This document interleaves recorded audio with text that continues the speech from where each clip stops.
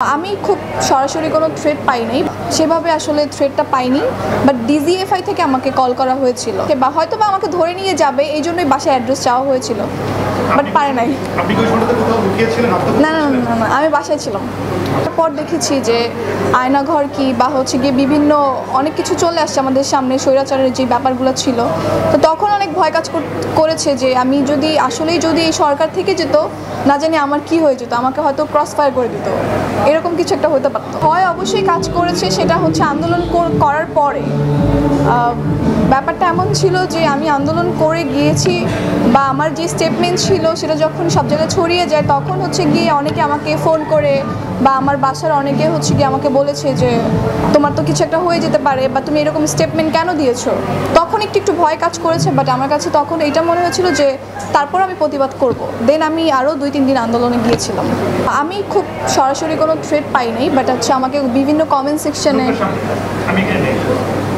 আচ্ছা আচ্ছা ওকে, আমাকে বিভিন্ন কমেন্ট সেকশনে, বিভিন্ন এফবি পোস্টে, আমার সোশ্যাল মিডিয়ায় বিভিন্ন থ্রেট আমাকে আসছে সরাসরি, বাট হচ্ছে সেভাবে আসলে থ্রেটটা পাইনি।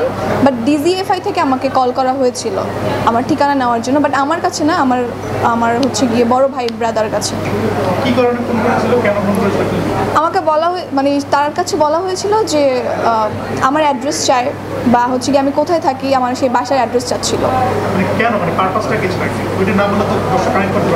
আচ্ছা, আমি যখন আন্দোলনের স্টেটমেন্ট দেই, ওই পারপাসে হচ্ছে গিয়ে আমাকে ডিজিএফআই থেকে কল করা হয় যে আমাকে তারা আমার বাসার অ্যাড্রেস চাচ্ছে বা হয়তো বা আমাকে ধরে নিয়ে যাবে, এই জন্যই বাসার অ্যাড্রেস চাওয়া হয়েছিল, বাট পারে নাই। না না না না, আমি বাসায় ছিলাম।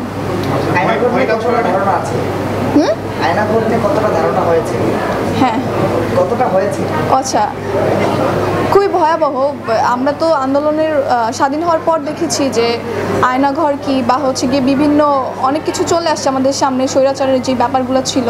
তো তখন অনেক ভয় কাজ করেছে যে আমি যদি আসলেই যদি এই সরকার থেকে যেত, না জানি আমার কি হয়ে যেত, আমাকে হয়তো ক্রস ফায়ার করে দিত, এরকম কিছু একটা হতে পারত।